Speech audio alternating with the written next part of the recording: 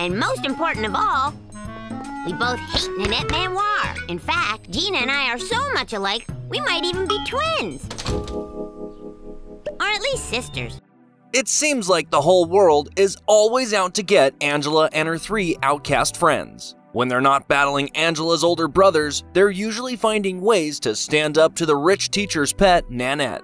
And now to today's story, starring me, and not starring Nanette Manoir. Welcome to The Rewind. Today, we'll be counting down the top 10 Angela Anaconda episodes. Before we begin, make sure to give this video a like and hit the bell icon for good luck. Number 10. Injury to insult. Hey Cyclops, pass the potatoes, please?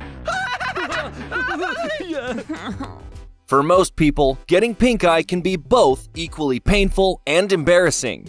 When Angela comes down with a case of pink eye, she gets to wear an eye patch to school. Of course, not to be outshined by Angela's condition, Nanette shows up in a wheelchair, claiming that Angela crushed her dancing toe.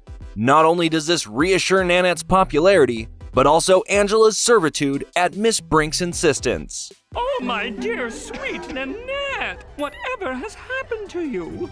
Don't you remember? Angela Anaconda accidentally stepped on my dancing toe. Number 9. Angela Who. Some memoirs, I will be the most popular and generous girl in school. Feeling alienated from her family, Angela wonders why she has very little in common with the rest of the Anacondas. Many of her qualities are unique to her, which drives her to look for answers under the assumption that she might not be related to the ones she loves.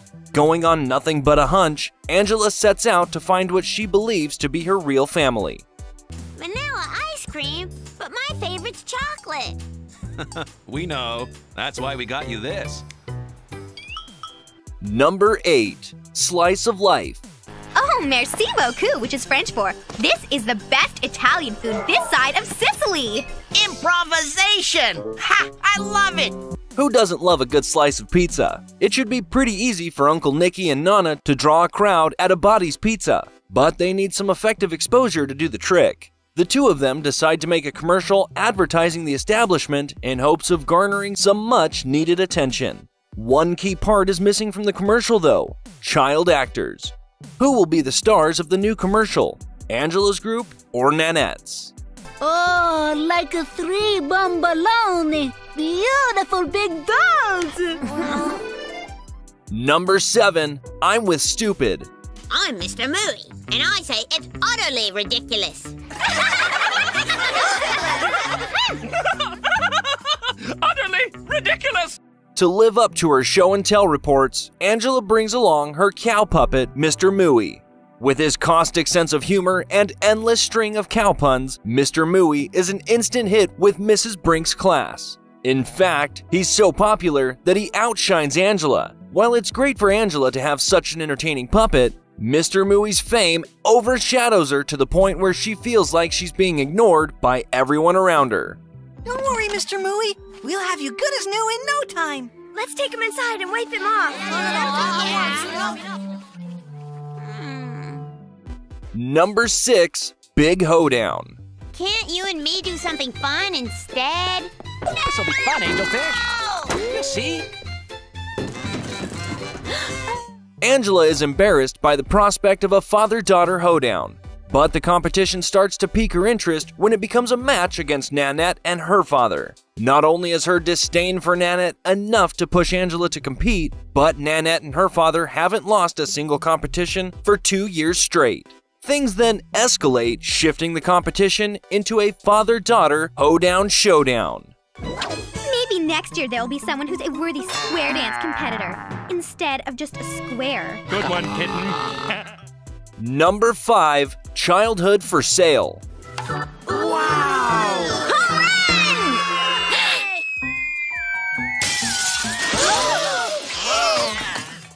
To cover the damage done to Mrs. Brink's window, Angela takes advice from Uncle Nicky and decides to sell some of her stuff. Getting rid of these items proves to be more difficult than she expected though, as nostalgia makes her keep pile grow larger and larger. It's here where Angela has to make a decision. either part with her belongings or work to pay off the debt. How much for these fancy shades, huh? For you, Johnny's Uncle Nicky, $74.23. Whoa! Number 4, Carlene on me. I went out and bought a fur hat, and January went out and bought a fur hat. But what did Carlene do? She bought herself a fake fur hat, as if she thought I wouldn't spot a synthetic a mile off. Keeping up with trends and beauty standards is a lot of work, but sometimes that's what people expect from you. In fact, they might expect it so much that it can even affect your friendship. When Carlene fails to buy a hat made from real fur, Nanette and January break off their friendship with Carlene altogether. Carlene starts constantly leaning on Angela and her friends, who eventually invite her to join their gang. But it's yet to be seen whether Carlene is true friends with Angela or not.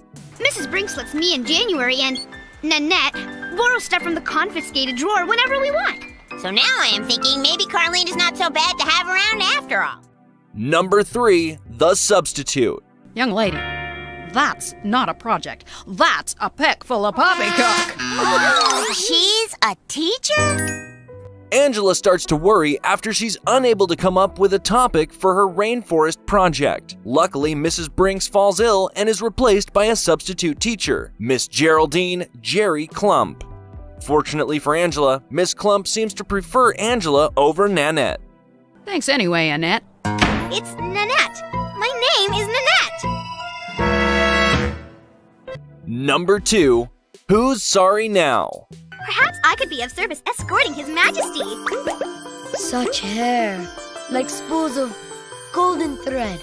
Tapwater Springs Elementary School is visited by Abdul, a wealthy and snobbish prince from Saudi Arabia. Angela manages to wrangle her way into giving Abdul a tour of the school, but things don't really pan out as expected. All Abdul really does is spend the majority of his time mooning over Nanette and getting on Johnny Abadi's nerves. Little Nin, where do I begin? Hair like spools of golden thread. And brains like moldy loaves of bread. Number 1, pet peeves. We are now cleaning King, and Gina Lash, who's always getting good ideas on account of she is so smart, thinks of a good one, a pet wash for pets. While Nanette wants the next school trip to be Ballet Rouge, Angela suggests a monster truck rally. The votes are in, and it's a tie between Angela and Nanette's ideas. Nanette proposes a fundraiser to break the tie. If Nanette raises more money, then they'll take a trip to Ballet Rouge. But if Angela wins, it's the monster truck rally. Angela comes up with the fun idea of a pet wash, believing it's the best way to raise money. Unfortunately, Nanette's financial status comes to fruition, quickly making this an unfair competition for Angela and her friends.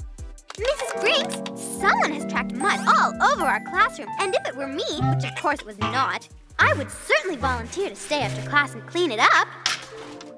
What did you think of our list? Before you leave, don't forget to give this video a like and leave your thoughts in the comments below. Check out these other videos from the Rewind, and don't forget to subscribe and hit the bell icon so you never miss another video again.